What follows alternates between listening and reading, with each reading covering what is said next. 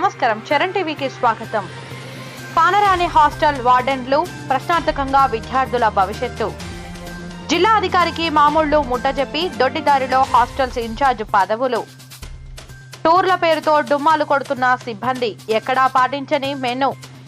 ఇష్టారీతిగా వ్యవహరిస్తున్న వార్డెన్లు, యూనియన్ లీడర్ల ముసుగులో డ్యూటీలకు రాని పెద్దలు. లక్షలు జేబులు నింపుకుంటున్న హాస్టల్ నిర్వాహకులు. సంఘాల మీటింగ్ల పేరుతో విధులకు ఎగనామం పెడుతూ విద్యార్థుల జీవితాలతో ఆడుకుంటున్న అధికారులు. 4వ తరగతి వర్కర్లకు ప్రమోషన్లు కట్టబెట్టి లక్షలు తీసుకున్న జిల్లా అధికారి. మెదక్ జిల్లా నర్సాపూర్ పట్టణంలో ప్రభుత్వ వెనుకబడిన తరగతుల కళాశాల బాలుర వసతి గృహం పరిస్థితి మరీ దారుణం. హాస్టల్ వార్డెన్ విధుల్లో లేకపోవడంతో 2వ అంతస్తు రేలింగ్ గోడపై కూర్చున్న విద్యార్థి. ఆందోళనలో విద్యార్థుల తల్లిదండ్రులు.